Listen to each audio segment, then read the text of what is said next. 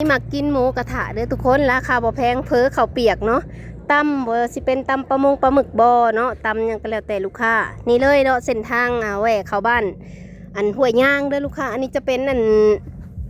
เส้นทางอันเลขที่13ใต้หรือว่าบ้านโศกไส้เนาะเลยมาจากทางลัก3น่ะก็จะไกลอันบ้านศรีวิไลมาเนาะจะเป็นบ้านโศกไส้นั่นเองถ้าทางนี้เนาะทางเซโนขี่มาก็จะเป็นบ้านคอนแต้เลยจากบ้านคอนแต้มาเนาะก็จะแม่นเลยทุกคนนี่จะมีทางแหวกเข้ามาเนาะมีคำเขียนอยู่ในหันว่าป้ายว่าห้วยย่างแหวกเข้ามาก็จะเจอห้านเนาะนี่เลยเด้อห้านนั่นเจสีเนาะหลายๆคนก็น่าจะรู้จักเนาะนี่เลยเข้ามากะเนาะจะมีเครื่องทั่วไปที่ขายแล้วก็ลักๆก็มีตัวใดเนี่ยที่ลูกค้ามักสั่งอะนะเนี่ยพวกตะมีเหนือย่ำเฮ็ดแต่กระเฟือกระเปียกมีครบเนาะหลายอย่างเปิดห้านนี่เปิดเป็นประจำบ่หรือว่าอันปิดมีมือปิดเนี่ยประจำแต่ละมือไม่เคยปิดหรอกฮะนะจะทำโมง8 โมงปลาย9 โมงนะครับปิด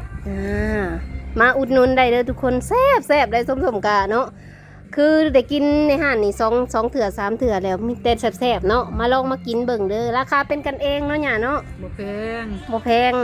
หลายๆคนลูกค้าประจำแถวนี้เขาจะมากินลูกค้าส่วนใหญ่อันแถวใดนะเนี่ยแถวโขกลางย่างสูงน้องเฟสคอนแต่มาพี่เบิร์ดนะก้อยก็มาโดยมาบ้านเฮาไปแล้วหน้าเขียนจังก็มาโอ้หลายได้หลายอันลูกค้าประจำน่ะจะฮู้เนาะลูกค้านี่เข้ามาอุดหนุนตลอดแต่ว่าสมมาช่วงบ่ายนี่ช่วงนี้ยังอันลูกค้ายังบ่ทันอันนี้จนน่ะแรงๆเนาะแรงๆกับยามเช้าของอยู่ของกินเนาะบางวันก็มีเลยทุกคนพวกอีหยังนะที่เจ้าขายอยู่ทางน่ะส่วนจังมีเบิดแล้วปิ้งอาหารเช้าเด้อทุกคนใครที่ว่าอยู่เขตใกล้แถวนี้เนาะแบบว่าอยากอันมากินหรือแบบว่าโอ้ยข้านเห็ดกินหรือเห็ดกินบ่ทันเฝ้าไปหันมานี่ก็แวะแล่นมาซื้อได้ลาบหมูลาบยังก็ขายมีลาบหมูมีพวกทอดปลาทูทอดใส่กรอกลูกชิ้น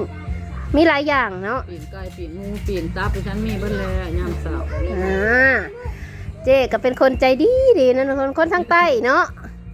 สำเนียงใต้โอเคเนาะก็ฝากมาอุดหนุนนำเด้อ